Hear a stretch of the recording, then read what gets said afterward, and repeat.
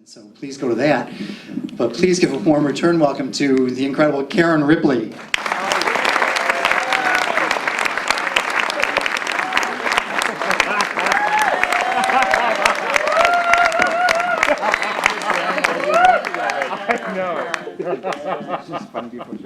Oh, God. I have to fix things first. That's like the first time I ever did sheetrock. It kind of looked like that. Have you ever done that? It's hard, the mud and all that to make it. This guy, what, Star Wars meets like Lawrence Welk. This is like...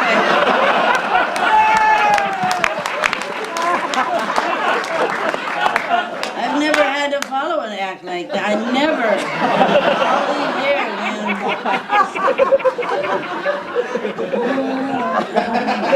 Do we have any priests in the house? Do you think the day would ever come when you go, don't tell him I'm a priest?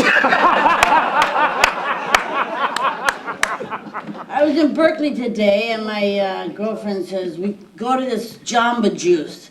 She says, go get me one of those razzmatazzes and get a fem booster. Fine. So I get in there and I order that and I think that sounds really good. And I said, I'll have one and you have a butch booster. They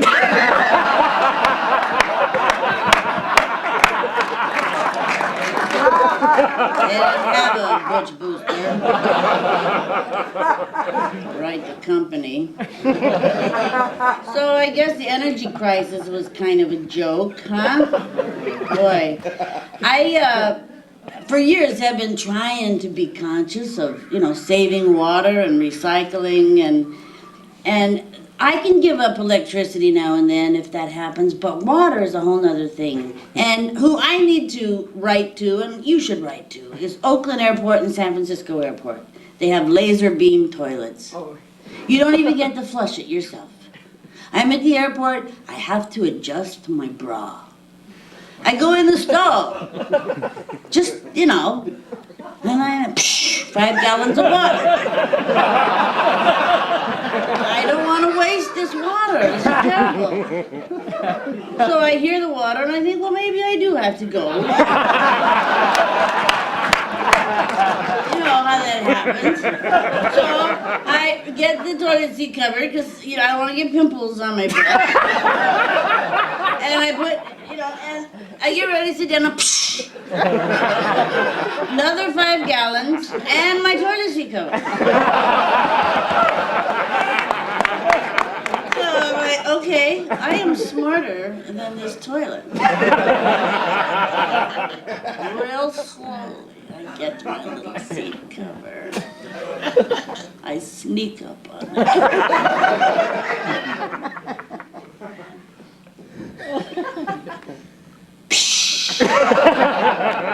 15 gallons of water.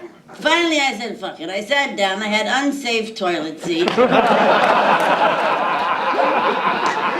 I'm ready to leave, and now it won't flush.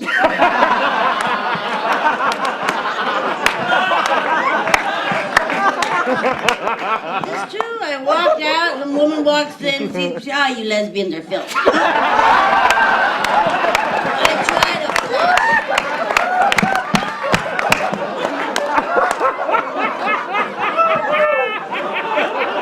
Is it that funny, really? Well, I guess they approved Botox. Yeah, botulism. Little botulism shots will get rid of these wrinkles, which I have definitely. So I thought, well, a little botulism in there might not be too bad, but if it goes wrong, what happens is you get heavy eyelids. Well, excuse me, these run in my family.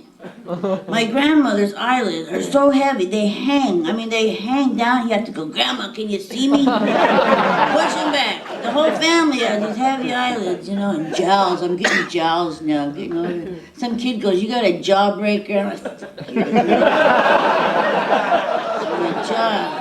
but I was thinking, it's expensive to keep that young look.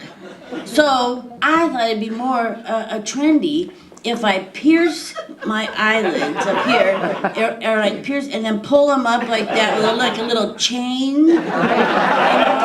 And then it would be like trendy and cheaper than botulism. I don't know. I'm back. It seemed to me last time I did Viva Variety. I love these shows, by the way, and thank you for coming out on a rainy night and supporting. Steve does good work. Last time I was here, I was just about to leave for New York. I was doing a play there called Up Your Ass, and that's the truth, and I had to dye my hair black. And I remember we were down in East Village, and in this play, I was a dirty old man, which was a stretch for me, and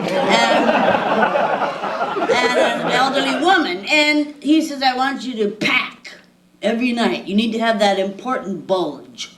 So I had socks in my pants at the theater every night to have the bulge. And I remember leaving the theater, and there was a homeless woman sitting there with no socks. And I'm thinking, she doesn't have any socks. And I have an extra pair. And they're warm.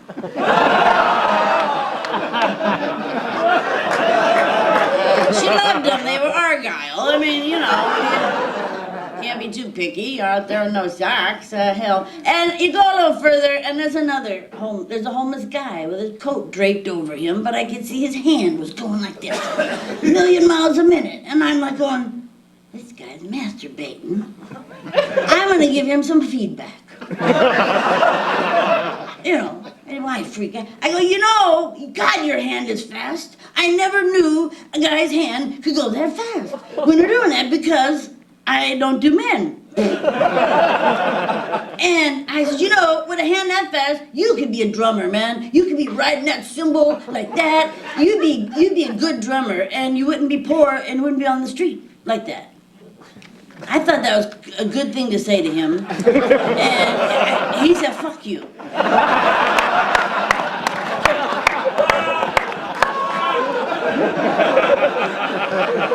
And I said, fine, I hope you get carpal tunnel.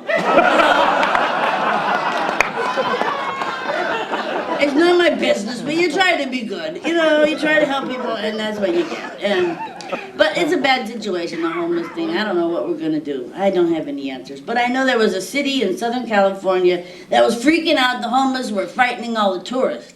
So they thought, let's give them all broken cell phones. Then when they're walking down the street talking to themselves, it'll look like they have a friend, you know. Oh, yeah, you motherfucking dumb.